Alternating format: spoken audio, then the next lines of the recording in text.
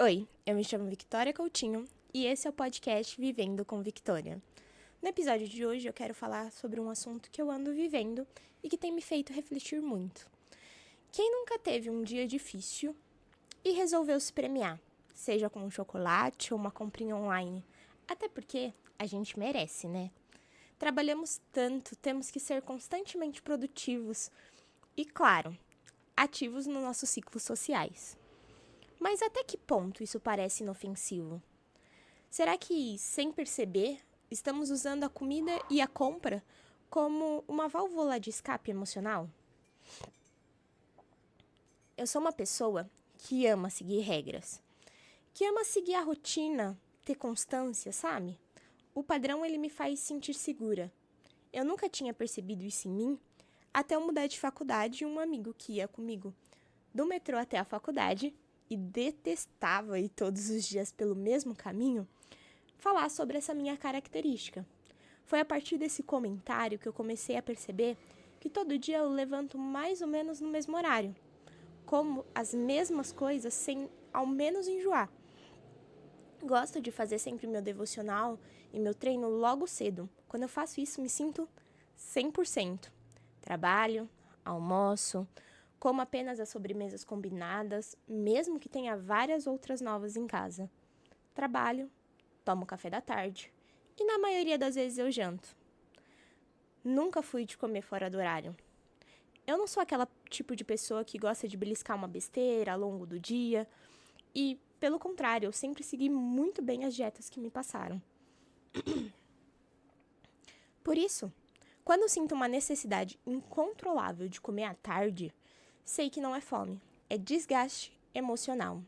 Quando eu desejo uma quantidade absurda de doces e nada parece me satisfazer, não é simplesmente vontade, é cansaço emocional. Quando do nada eu sinto uma vontade enorme de encher um prato e comer aquele pratão, sabe, de pedreiro que a gente diz, então, mesmo que é no meio da semana, sabe, no dia a dia, eu tenho certeza que isso é muito mais profundo, é algo emocional. Porque eu como bem pouquinho. E eu sempre fiz isso de forma automática. Eu comia sem saber o motivo real daquilo. E eu sei que muita gente também age assim, sem saber diferenciar a fome e a vontade de algo, né? Ou até mesmo sem notar que tá comendo para tentar engolir as suas emoções. No meu caso, esse escape acontece quase sempre com a comida. Eu não costumo descontar em outros gatilhos como o dinheiro. Pelo contrário, eu sou muito controlada financeiramente e dificilmente eu faço compras impulsivas. Mas a comida, definitivamente, eu já me peguei várias vezes fugindo das minhas emoções para esse gatilho. Eu vejo que muitas pessoas ao meu redor que fazem o mesmo, só que de outras formas, né, por outros motivos. Para alguns, o vazio emocional se traduz em pedidos de presentes ou gastos descontroláveis, sabe? Para o outro. Mas elas não compram porque elas precisam, elas não compram porque naquele momento é algo necessário, e sim para preencher um vazio, um buraco, que a terapia ainda não tratou. Só que essa sensação ela é muito passageira. A compra ela traz um alívio imediato, mas logo depois tudo volta ao normal e o vazio continua lá, esperando para ser enfrentado. E por isso eu te convido a refletir. Será que você realmente está escolhendo comer e comprar? Ou estamos sendo controlados pelas nossas emoções? E se estiver, tá tudo bem. O primeiro passo é sempre reconhecer o que está acontecendo e saber identificar como isso vem, quando, por quê, né? É muito importante. E o primeiro passo é entender o que é comer pelo emocional, né? O comer ou comprar pelo emocional, ele acontece quando usamos a comida e o consumo para lidar com os nossos sentimentos como estresse, ansiedade, tristeza, tédio e até mesmo uma felicidade extrema. São tentativas inconscientes de tentar suprir um vazio emocional, uma busca realmente pelo conforto. E qual que é a diferença, né, da necessidade e desse impulso emocional? No caso da comida, é sempre uma boa a gente se perguntar, eu tô com fome de verdade? Ou essa vontade ela é muito específica, ela é muito imediata, preciso saciar ela agora? Né? Se a resposta ela sempre for um desejo repentino por um doce, por um lanche, né? Sem realmente eu estar com fome, é bem provável que isso seja só emocional. Já quando a gente fala de compra, sempre vale se questionar, eu realmente preciso desse item? Ou eu simplesmente estou buscando um alívio para um momento difícil, né? Se a compra ela parecer preencher um vazio do que uma necessidade real, é um sinal de que também é o emocional que está no comando, sabe? E esses fatores, eles podem ser intensificados, né? Então, primeiramente, como a gente está sempre conectados, a gente tem várias pressões sociais e culturais do consumo, pois o marketing ele constantemente nos incentiva a fazer compras impulsivas e ele vende, né, a comida como uma recompensa. Além desses fatores que podem nos intensificar a esses gatilhos, também tem vários fatores psicológicos, como baixa autoestima, viver pressões constantes no trabalho ou entregas desumanas, um estresse crônico, um momento difícil na nossa vida que a gente está passando, além de também ter falta de alternativas saudáveis e tempo para preparar essas comidas, né, que às vezes gera um tempo necessário. É muito mais fácil eu ir lá e pegar um pacote de salgadinho, bolacha e um lanche que está sempre disponível. Agora que a gente já entendeu o que é comprar por emocionais e o que intensifica, né, esses fatores, vamos tentar entender os impactos disso na nossa vida. Porque quando a gente está ali se deliciando com um doce ou recebendo a nossa encomenda que acabou de chegar, traz aquela sensação maravilhosa de que tudo está perfeito. Mas e depois? A primeira consequência que bate logo depois do impulso é a culpa. Quem nunca terminou de comer um pacote de bolacha inteiro sem nem perceber e pensou, nossa, por que eu fiz isso? Ou comprou uma roupa que parecia perfeita no site, mas na verdade nem tirou da encomenda, né? Nem abriu ainda. O problema é que a culpa ela não vem sozinha. Ela vem com uma certa frustração, um arrependimento e até mesmo um sentimento de descontrole. O que acontece é um ciclo vicioso. Eu fico triste ou estressada, busco conforto na comida ou em compras, me sinto bem por um certo período, mas logo bate a culpa. E aí o estresse volta, eu repito o meu comportamento e assim vira um loop infinito. E pior, esse alívio que a gente sente, ele é muito temporário, não resolve a causa do problema real. E um detalhe importante, quando a gente acostuma o nosso cérebro a sempre ter essa recompensa rápida, ele aprende que sempre que houver um desconforto, a solução é comprar ou comer algo. Ou seja, a gente está treinando ele para fugir de lidar com as emoções e ir apenas para esses gatilhos, sabe? Agora, vamos pensar nos impactos a longo prazo disso. Comer emocionalmente pode nos levar a um descontrole alimentar. Ganhar peso, ter problemas como colesterol alto, diabetes, ansiedade ou até mesmo compulsão alimentar. A gente acha que está resolvendo um problema, mas na verdade a gente pode estar criando outro. E quando a fuga vem por meio das compras, os danos também podem ser grandes. Não é só sobre gastar mais do que deveria. É sobre a ansiedade de ver o cartão estourado, sobre olhar para o guarda-roupa cheio que você nem usa tudo isso, sabe? Perceber que aquilo não trouxe a felicidade real. A satisfação foi passageira, mas o boleto não sumiu no dia seguinte.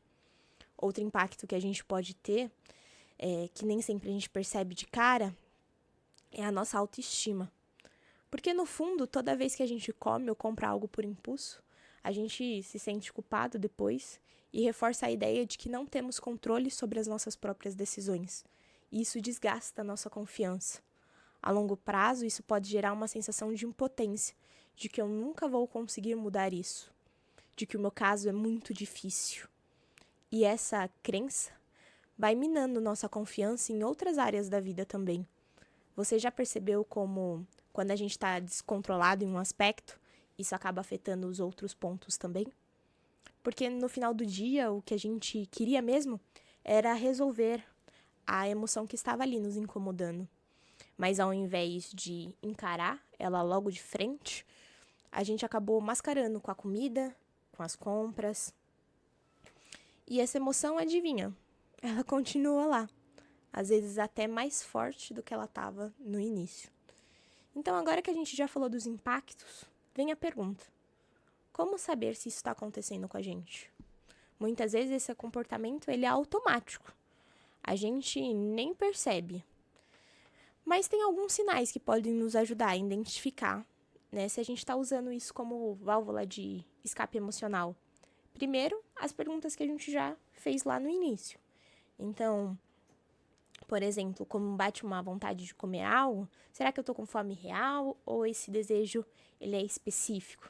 Será que é um item necessário ou, na verdade, é só uma promoçãozinha, é só, né, algo que eu preciso suprir ali de forma inconsciente? Porque se realmente você estiver com fome, qualquer comida resolve. E se você precisar daquele item, é só aquele item e pronto. Não precisa de mais coisas porque também está em promoção.